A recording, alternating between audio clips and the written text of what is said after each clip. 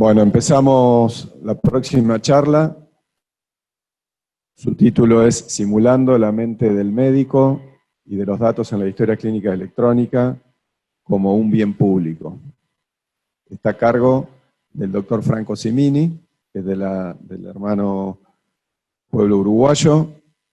Franco es doctor en electrónica por la Universidad de Pisa y es uno de los creadores, diría, de la ingeniería biomédica, los fundadores en Uruguay de la informática médica. Ha dado creado más de 10 cursos nuevos, 40 tesis dirigidas, más de 200 trabajos publicados. Es creador de, bueno, junto con otros en OPS, de software de informático perinatal, que todavía está en uso, ¿no? en varios países de Latinoamérica. Titular de algunas patentes, desarrollador de algún que otro equipo médico, así que bueno, un honor tenerte en este evento, Franco. El auditorio es todo tuyo. Bueno, gracias. Hola, no, ahora sí, tuve que prender. Buenas tardes y espero que se logre con los recursos telemáticos del fondo se pueda grabar esta conferencia, porque de otra forma no tendría mucho sentido al ser tan pocos acá. Pero hicimos el esfuerzo especial de compartir esta conferencia con los colegas argentinos, porque tiene bastante éxito en Uruguay esto que les voy a contar ahora, a los que se han quedado a esta hora de la tarde, en este 27 de noviembre. Y voy a tratar de hacerlo muy breve, porque justamente somos pocos. Son dos ideas fuerza que vamos a transmitir hoy, como dice el título. La primera es de decir, en pocas palabras, el flaco favor que le hizo la informática al asociarse a la medicina de la forma que lo hizo. Primer punto fuerte de la charla de hoy. Y el segundo es quebrar una lanza por los datos de las historias clínicas electrónicas, tal como se están juntando en el momento actual, abogando por una característica de enorme valor específico, en el sentido de que es un valor para la especie humana, el poder analizar esos datos en un momento en que se habla de Big Data y demás, y tratando de defenderlos de instancias más o menos espurias de destrucción de los datos de la historia clínica.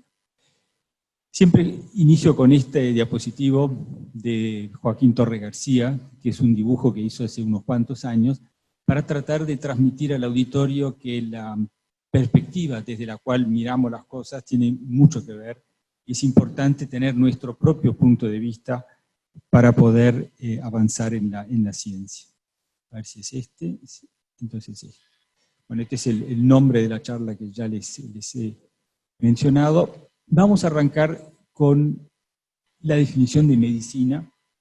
La medicina es algo que tiene un punto de partida con Hipócrates cuando separa el diagnóstico del tratamiento, y por lo tanto es una ocasión única para que la informática, que se trata justamente de información, pueda aportar algo original en la medicina.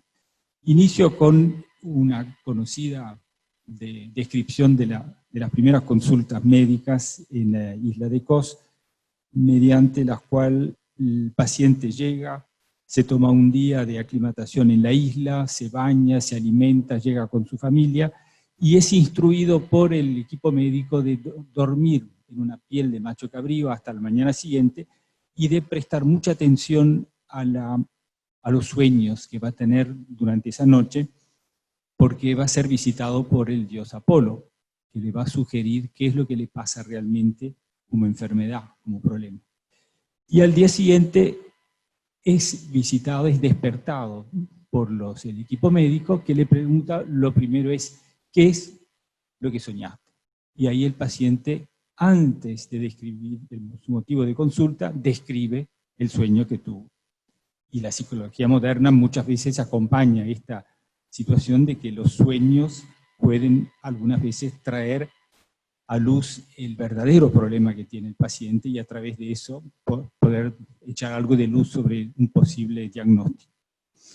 Hay una discusión, luego viene la anamnesis, o sea, las preguntas que se le hace al paciente, finalmente el examen físico, y esta es la novedad de la medicina hipocrática: se reúnen los médicos para llegar a un diagnóstico. El epílogo de esto es casi jocoso, si ustedes quieren, porque en caso de que con ese tratamiento está todo bien, el mérito es del equipo médico, y si las cosas van mal, es que el paciente interpretó mal el sueño de Apolo. La medicina y la informática tienen en común esa posibilidad de manejar información. La medicina además maneja la empatía y la conexión con el paciente. Se trata, por lo tanto, de información. Y vamos a dejar para más adelante en esta presentación lo que la historia clínica contiene, que es el resultado de esa interacción entre médico y paciente. Por lo tanto, es una información compartida en cuanto a titularidad por el paciente, que pone el cuerpo, y el médico, que elabora una teoría, elabora un diagnóstico y luego inventa o propone un tratamiento. Todo a cargo de su formación, a cargo de la información que él maneja en forma presente. Esto lo vamos a dejar como interrogante antes de pasar a otros equipos biomédicos que tienen que ver con la medicina, y vamos a dejar planteada la pregunta si es posible mantener, por un dato, la privacidad de la información, ese sueño famoso que relata el paciente o todo lo que le ha relatado al médico, y por otro lado, utilizar la información de la historia clínica. Y para eso, la medicina moderna, o sea, dejamos en suspenso esa pregunta y hacemos un pequeño paréntesis que estaba dirigido más al público de ingeniería biomédica, que es cuáles son las nuevas herramientas informáticas de las cuales dispone el médico hoy en día. El seguimiento de los pacientes crónicos necesita una ayuda que el sistema de medicina moderna no puede dar por el aumento enorme que tiene la cantidad de pacientes en condiciones de crónicos, y la informática permite tener un interlocutor personal en el celular prácticamente entre el sistema de medicina y el paciente, en forma autónoma. Tiene que ser un robotito, tiene que ser un autómata que pone en práctica las normas de atención de la insuficiencia cardíaca en este caso. De esta manera resolvemos el problema de la interacción constante durante décadas de un paciente con alguna enfermedad crónica, llámese insuficiencia cardíaca, diabetes o cualquiera, o hasta la vejez directamente, liberando horas de trabajo valiosas del personal de salud. Este es el sistema que hemos desarrollado, que es una combinación de una aplicación web para el consultorio y una aplicación que por primera vez en la historia es recetada.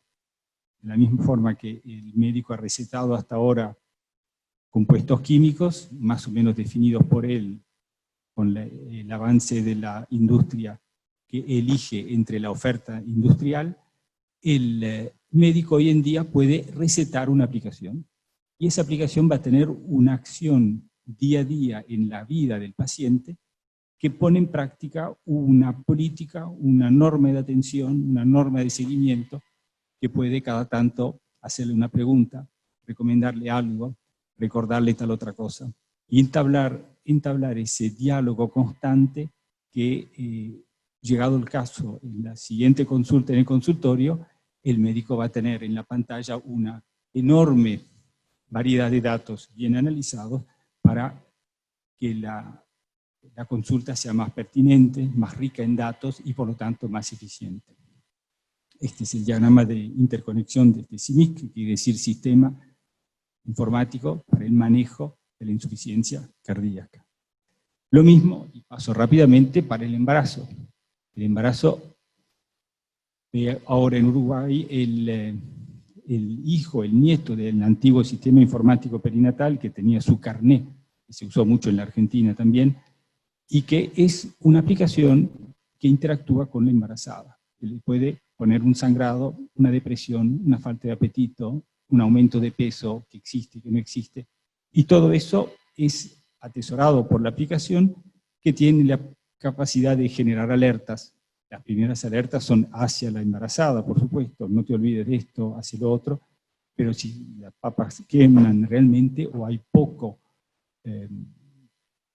respuesta de la paciente, el equipo de salud puede ser alertado para que un asistente social, la policía, un vecino, quien sea, vaya a buscar a la embarazada y evitar complicaciones.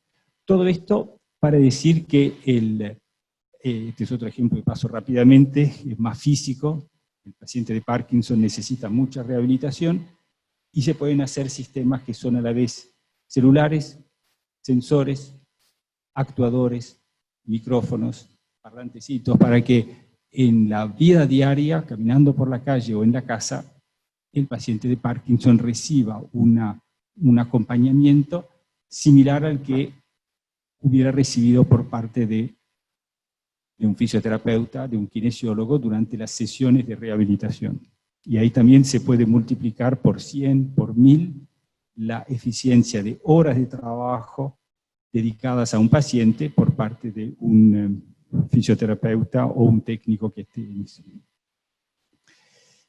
Y con todo esto vemos el primer eslabón de las cosas que puede hacer la informática en la medicina. El segundo eslabón que quiero presentarles es el de eliminar la camisa de fuerza de la informática médica actual.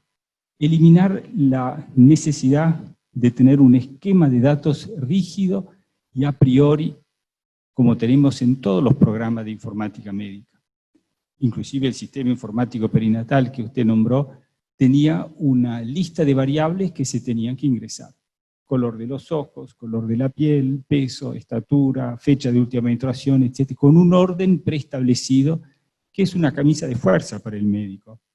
El médico necesita poder seguir su intuición, su empatía, la secuencia de datos que él juzga o ella juzga mejor para ese paciente en ese momento.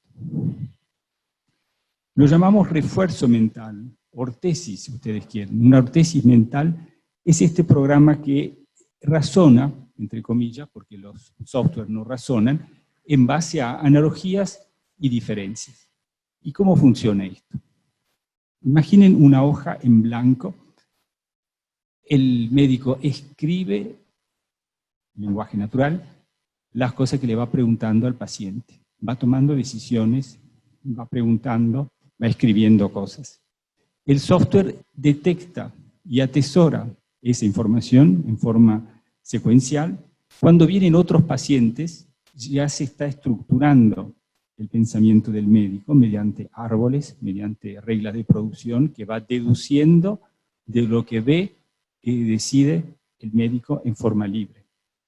De manera que cuando llega un paciente, el paciente 100 o el paciente 150, la base de conocimiento está estructurada a imagen y semejanza de ese médico. Es un software que se amolda al usuario que lo está haciendo.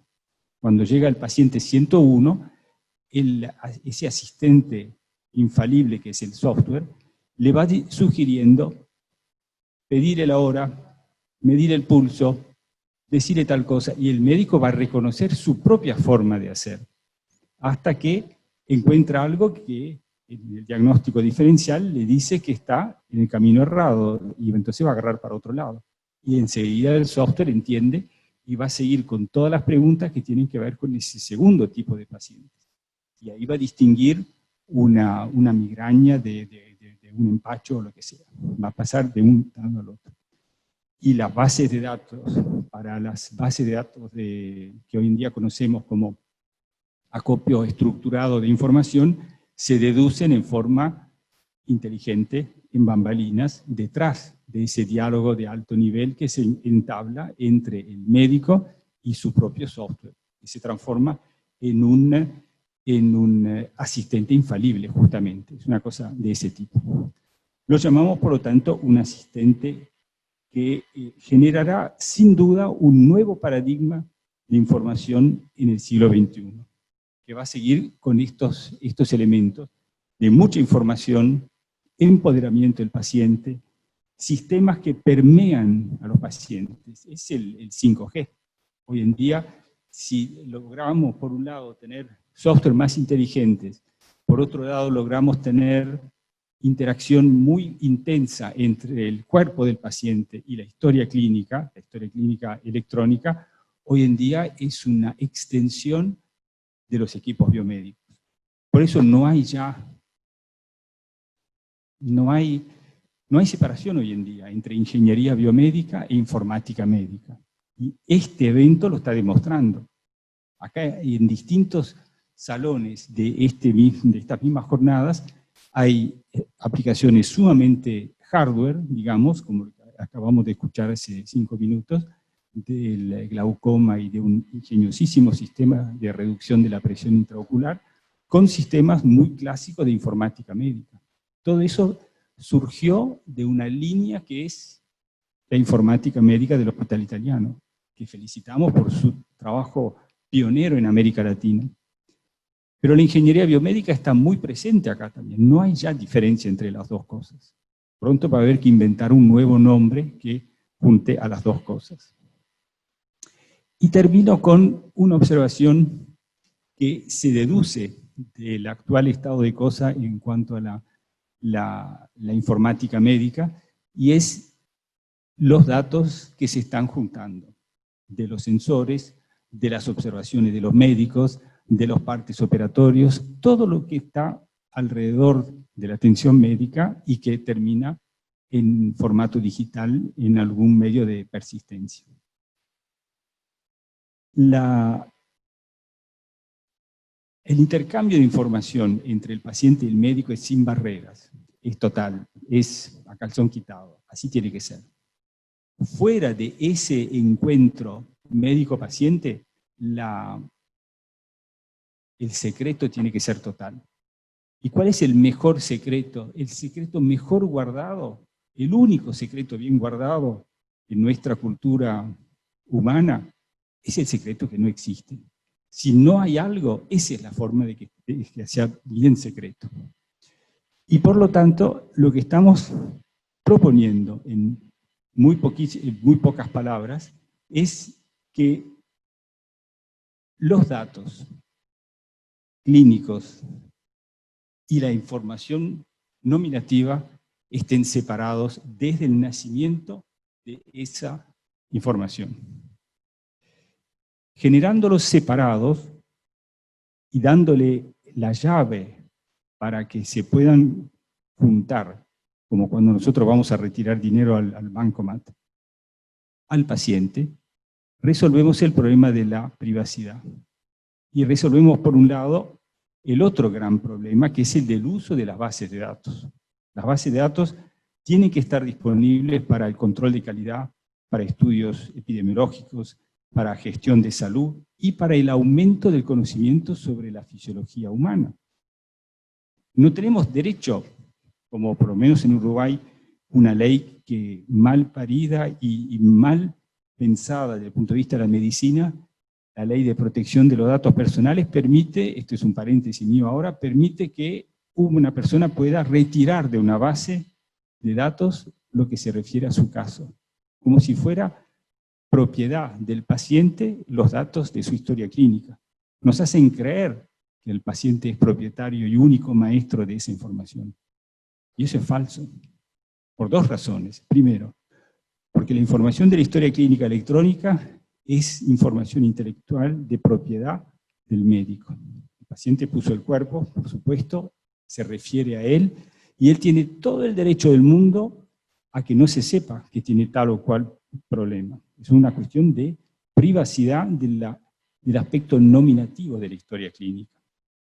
Pero el resto de la base de datos es un bien público, es una riqueza específica, una riqueza de la especie humana. Es una riqueza que tiene que ver con nuestra capacidad de aumentar el conocimiento médico, nuestra capacidad de verificar la calidad de la medicina que se está haciendo, nuestra capacidad de verificar si un médico hace bien las cosas o no, por ejemplo, o si la medicina en general hace bien las cosas. Entonces, si nosotros lográramos crear un link, un chip, que nos permita, como pacientes, en el momento de la consulta, decirle al médico, bueno, yo en este momento me desnudo, estoy frente a usted, le pido consejo, dígame qué hago con este dolor de apéndice que tengo, y le pone el chip. En ese momento el médico tiene todo el derecho, y todo el sistema de salud atrás, por supuesto, a ver todo el contenido de la historia clínica electrónica. Y de esta manera evitamos que aún en caso de querer, de no querer, pero de aparecer un nombre, una historia clínica, alguien de otro lado no autorizado pueda romper esa privacidad. Y enseguida alguno va a decir, bueno, pero ¿qué pasa cuando el paciente está sangrando en una ambulancia, no tiene el chip? Tengo que saber los antecedentes de esa historia clínica, y eso ya existe, está descrito. Es el fenómeno y el sistema de break the glass, se rompe el vidrio. Entonces, como sociedad, le damos a todos los médicos la capacidad y la prerrogativa de poder romper el vidrio, y ante sí, en cualquier momento, poniendo el chip de médico, pueden acceder libremente a la historia clínica de cualquier persona. Cualquier médico, cualquier persona, ante sí, sin preguntarle, sin pedirle permiso a nadie. Eso sí, el sistema obliga, y eso la informática lo puede perfectamente poner en práctica, obliga a una auditoría obligatoria. Quiere decir que todas las veces que un médico rompe el vidrio, tiene que dar explicaciones. Y esas explicaciones van a terminar en una de dos situaciones. O una felicitación, porque hizo bien su trabajo, utilizó esa prerrogativa en forma correcta, o una sanción. En pocas palabras, estas son las dos ideas fuerzas que les quería transmitir. Por un lado, usemos la informática en forma novedosa, en forma diferente a la horrible palabra de informatizar, que es llevar a la computadora lo que está en el papel. Olvidemos esa palabra de informatizar. Pensemos aplicaciones médicas desde la medicina, con la mente libre, con la voluntad de resolver problemas nuevos, sin basarnos en prejuicios y en limitaciones que hoy en día la informática no tiene. No hay limitaciones. A lo sumo de costo, de tiempos para llegar a determinados objetivos. Pero si realmente buscamos, como en otros casos se han visto, y en este ejemplo del software que de hecho tiene un nombre de fábrica que es Praxis, ese software fue concebido en forma libre para acompañar el pensamiento del médico. Primera idea, fuerza. Y la segunda idea que les dejo en este miércoles de tarde es: pensemos que los datos de las historias clínicas electrónicas son un bien público. Se puede, si se quiere, separar el tema de la privacidad del otro tema, que es el aumento del conocimiento, la epidemiología y la investigación. Muchas gracias.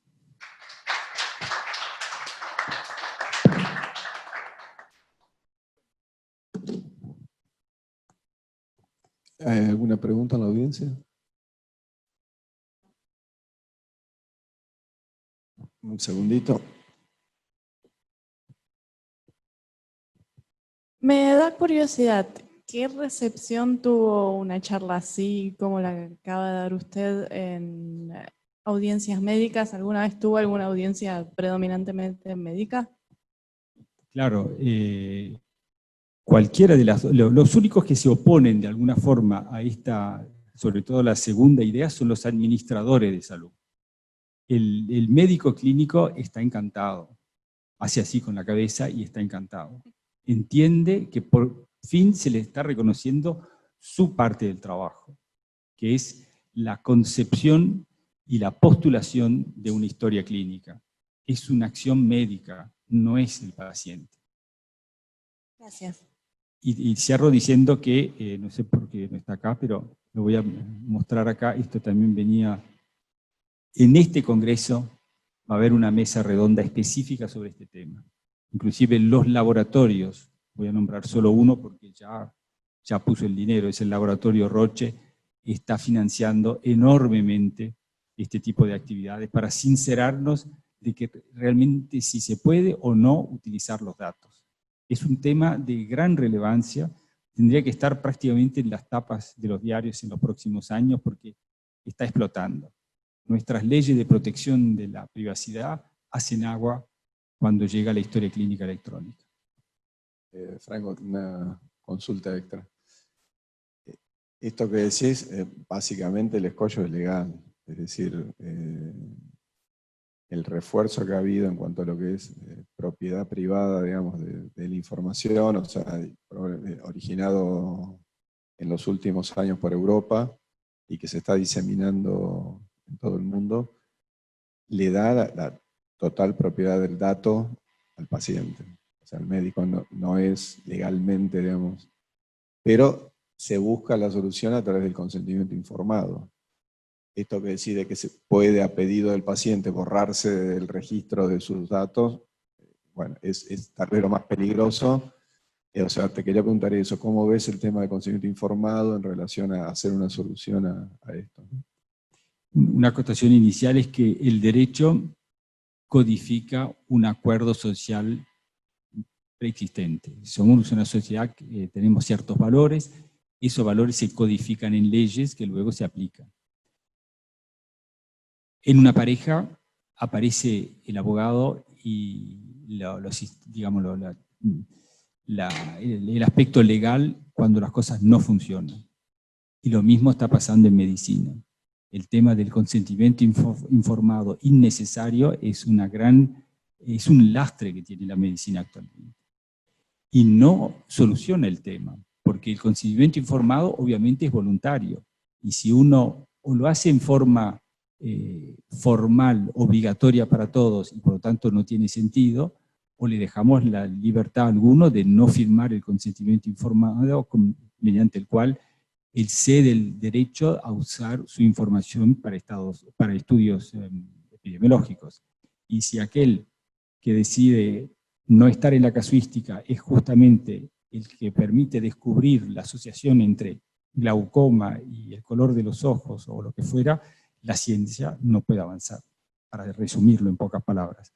O sea que consentimiento informado, cuando se trata de, originalmente era así, de procedimientos desconocidos, riesgosos, tenía su sentido. Cuando es medicina rutinaria, es una fantochada.